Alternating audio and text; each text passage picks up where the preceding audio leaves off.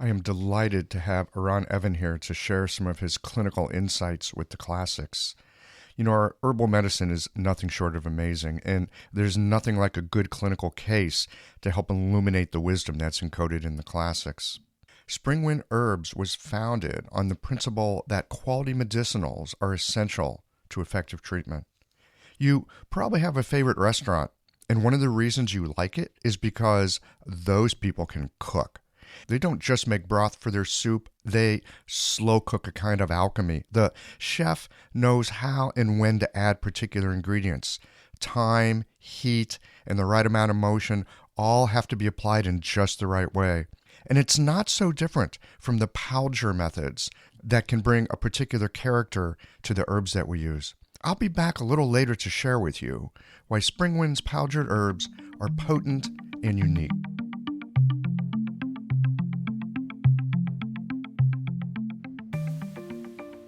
Hello, everybody.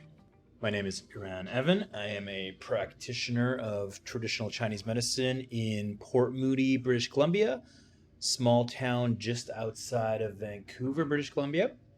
I've been in practice for the last 17 or so years and engaged in the study of classical medicine for the last about 16 years of that, though. So it took me a year of practice to kind of figure out I needed to relearn the medicine and start from the scratch.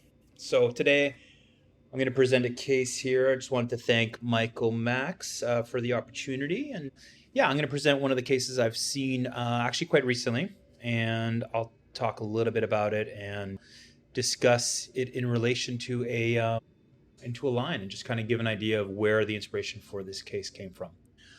All right, so on April 10th, so actually not that long ago, a woman that I've been seeing for on and off as a patient for about the last 5 years or so. She's 43 years old. For the last 6 months, she came in saying that she feels her hormones are changing. So what exactly that meant, was to kind of divulging from her. She hasn't actually had a period for about the last 14 months. So she's clearly in menopause now, started pretty young actually, and so clearly her hormones are changing. But her main complaint that she came in with is facial flushing, and where she feels her face feels really hot and happens spontaneously, happens very randomly. No rhyme or reason. It's not even if she's actually feeling hot or if she's after a shower or anything. It just literally happens out of nowhere. No rhyme or reason. So the face actually gets visibly red, feels hot, but she's not sweating. So she doesn't actually break out into a sweat. When I asked her about her temperature, she said she feels hot on the inside, but cold on the outside. And when I asked, her husband was actually in the room with her, if she feels palpably hot, he says that she does actually, that if he puts his hand on her face or on her skin, he can actually feel the heat there, which I found very interesting. She also complained about a lot of irritability and nervousness. She felt really, really fearful very easily. She just gets nervous very often, which will typically manifest with palpitations, as well as a hard time kind of staying asleep. Not really an issue falling asleep, but more staying asleep. And also when she feels nervous, when she feels scared or fearful, or just even worried about something, her face will flush. So there's definitely a strong emotional component to her flushing and to that facial manifestation there. She also complained of her eyelids getting swollen as well. I couldn't see them as swollen at the time when she was in here, but she says that they do periodically, they swell up a little bit. So I had to note that as well. She gets very thirsty very easily, prefers cold water, and her bowel movements are constipated. She has to strain a lot. They feel a little bit dry, and she is going every day, but I would still consider this a form of constipation because it's never really easy. It's never really smooth. She also occasionally gets dizzy on rising. So a bit of orthostatic hypotension there. Nothing really kind of out of the ordinary. She's had lower iron levels in the past, so I didn't really kind of put too much stock into that. Her last Blood work was completely normal, nothing of note. No nausea or vomiting, no chest pain. She's got a good appetite. Urination is good, no lung issues, nothing really of note. When I checked her pulse was thin, it was wiry, more so kind of in the mid position, and especially felt on both guan positions bilaterally, so on both second positions of the pulse. And so I decided to give her the formula Tang from Jin Gui Yao Lue, from chapter 8.2 of the Jin Gui. And I'll explain why in a second here. So the formula that I gave her, Gancao at 15 grams. I gave her Chuanxiong at 15 grams, Dangui at 15 grams, Banxia, I gave her 18 grams, Huangqin was 10 grams, Gugan was 25 grams. I gave her Baishao at 15 grams as well, Shengjiang at 15 grams, and I used Sangbai Pi instead of the Ganli Genbai Pi, mostly because we can't find that here. I don't even actually know if it's available in China. Sangbai Pi seems to be the most common alternative for that plant, so it was definitely something I used. This episode is brought to you by Jane, the clinic management software that honestly just makes running a practice easier. Let's dive into something that's never easy, but sometimes necessary: raising your fees. It can feel awkward, right? But here's a tip that can really help. Consider offering flexibility to your patients as you introduce the change. When patients face new fees, it's natural for them to feel uncertain or concerned. That's where flexibility can really make a difference. Offering options like a phased increase, suggesting a payment plan, or even taking a moment to talk things through can help to ease the transition. These thoughtful gestures show your patients that you're listening and care about them, which strengthens the trust you've worked so hard to build. If you're looking for more ideas on how to navigate these kinds of changes, head to frontdesk.jane.app and check out the article, How to Tell Clients You're Raising Your Fees. One last thing, if you're ready to give Jane a try, you can use the code QAJ1.6 for a 1-month grace period on your new Jane account. There are some doctors, Hu Shu primarily, who used to use chai hu as a substitute. He saw this as heat in the chest that needed to be descended, so his substitution was a chai hu. Never actually ventured into that. The way I was taught to use this formula was with Sangbai Pi, and I used Sangbai Pi at 18 grams as well here. So, and that was the formula. I gave her straight up Tang. I didn't make any modifications. I kept the ratios as close as possible to the original. And I gave her raw herbs, and I gave her 2 weeks worth of raw herbs. Afterwards, 2 weeks later, her husband actually called me, which was really interesting. I didn't even speak to her, but her husband called wanting a refill of the formula because he said that her response was fantastic. Within a week, the facial flushing was disappearing. She felt calmer. Her bowel movements were working a lot easier. She felt less irritable. I mean, overall, the effect was just as I was hoping for it to happen. So I gave her another 2 weeks of the formula, and I just heard back from them a couple days ago, and it seems to have mostly cleared. There hasn't been any facial flushing in the last couple weeks now.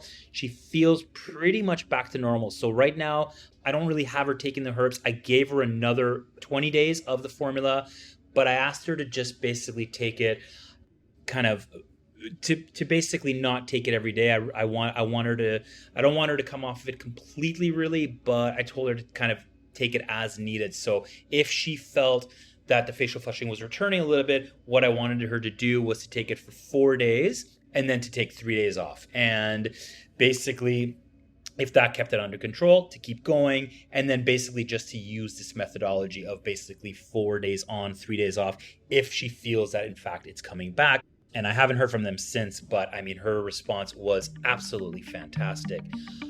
So why Tang? The Palger herbs you get from Spring Wind are infused with generations of experience and expertise. Mr. Huang, a Taiwanese Palger master, and his family are dedicated to using traditional methods passed down through the generations.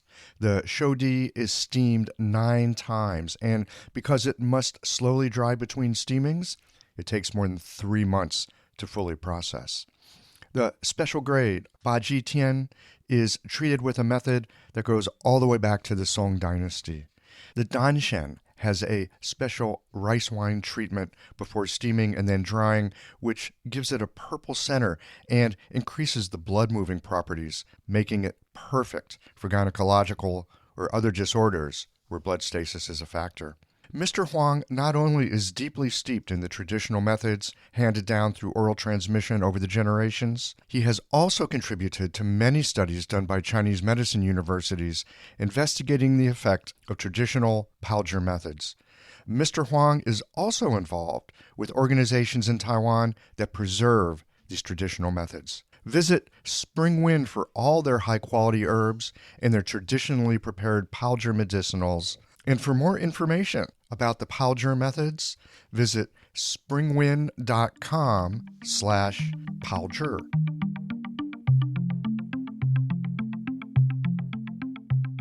The reason I gave her Bentun Tang is, I'm going to read the original line here from Jin Gui.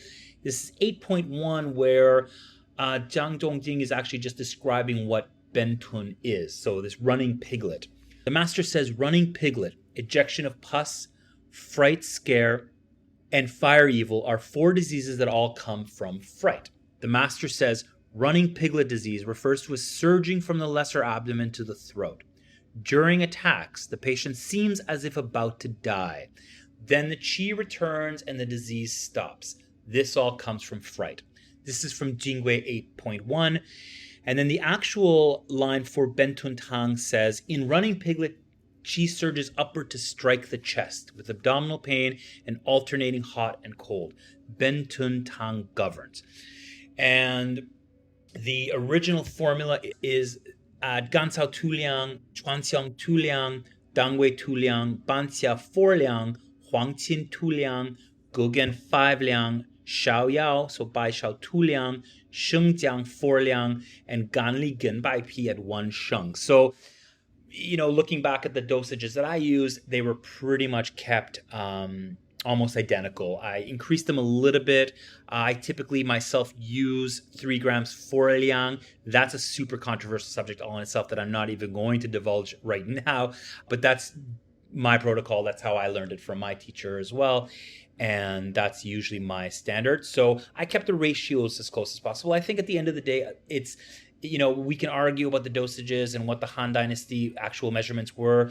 But what's really most important, if you want to use 10 grams per liang, if you want to use 6 grams, if you want to use 30 grams, it doesn't really matter. I think as long as the ratios within the formula are kept identical to what they were in the originals, then we're going to basically be maximizing our effectiveness and using the formulas as they were intended to be used. Having a thriving, profitable practice is one of the most healing things you can do as a healthcare practitioner. Because a robust business is the ultimate expression of vital qi, and that's the heart of our medicine. I'm Julie Bairdontlock, and I help practitioners grow nourishing, profitable, authentic businesses that embody the generative cycle of Chinese medicine. This isn't about all yang all the time. It's about expanding your own internal capacity, growing collaborative relationships with your patients for ethical patient retention, and marketing as an extension of this medicine, not a necessary evil. You already know that everything is connected in your patients' lives and bodies. The same is true for your business. When we align your systems, your schedule, your pricing, and your offerings with you, we create flow, which means more spaciousness, more impact, and more joy. When you are in the flow, fully resourced in terms of qi, time, and money, your business becomes a source of healing, not just for your patients, but for you. Let's grow something rooted, radiant, and real. Visit lifeflowconsulting.com to learn more. So now I see, I think that based on her symptoms, she really fit this category well. I mean, we understand that there's obviously, as Zhang Zhongjun mentions, that there's a fright component in here. So this is definitely can be seen as a type of a stress response. I mean, we can see this as an anxiety attack or whatnot. But given the fact that my patient, her flushing occurred whenever she was nervous, whenever she was worried, whenever she was really stressed out, could really be suggestive of this running piglet, of this pattern that happens cyclically, that it just kind of occurs and that it surges up. I mean, I think that we don't necessarily have to have that surging sensation, but as long as it's something that just arises, we really can call it bentun. In my personal experience, running piglet or bentun can be both objective and subjective. Subjective in that the patient will feel some sort of rush that starts in the lower body and rises either to the chest, it goes to the throat or the face. But I mean, it's pretty hard to get a patient to tell you that they feel a surging sensation from the lower abdomen to the chest. Now, some do, but it's not something I personally hear very often. Anxiety can manifest this way for some people, while some will tell you that they get facial redness, as my patient did. They might get slightly dizzy, as she did as well, or a bit of a rush when they are nervous. I mean, that is really a quintessential running piglet presentation, and my patient fit all of those symptoms perfectly. Another possibility for some is the sensation or this rush that leads them to become anxious. And I would also interpret this as a manifestation, as a form of running piglet. So at the other end of the spectrum, that running piglet can also be objective. It can manifest in so many different ways. Some of the ways that I see it most commonly is that patients will get suddenly sweaty. They'll get the facial redness, which is a super objective sign. They can get epigastric pain, sometimes chest tightness, shortness of breath, dizziness, headaches, migraines, premenstrual acne, and so on and so on and so forth. As long as the presentation fits and the pulse is there, this formula can be used. I think that application of this formula is really, really large, and I think there's actually a lot of opportunities to use this formula. I see this as a wood-earth pathology, where wood is abundant, which damages the earth. Hence, we see the abdominal pain, as in the original line, and why we would see a wiry pulse. A wiry pulse is a Shaoyang pulse, and if we see this on both bilateral guan positions, we're going to see this wood-earth imbalance here. So since we have a Shaoyang element here, so this is a Shaoyang presentation, there also is alternating heat and cold. I also like to interpret this the way my teacher Huang does, is he sees alternating hot and cold as almost shorthand for anything that alternates or occurs cyclically. It doesn't have to be that the patient gets hot 1 minute or cold another minute. He says that it can be anything that comes cyclical, whether that patient just breaks out into sweat, whether they get cyclical acne, cyclical migraines, random anxiety attacks. This is a wood-earth pathology, and that is a typical Shaoyang presentation. So because of that aspect there, I think bentun is really, really, really effective, because it's rare that a bentun or running piglet patient is going to have this, that they can say, oh yeah, every single day at 3 o'clock, I get this sensation. It doesn't really work that way. It's very cyclical, usually in relation to the emotional health of that patient at that time.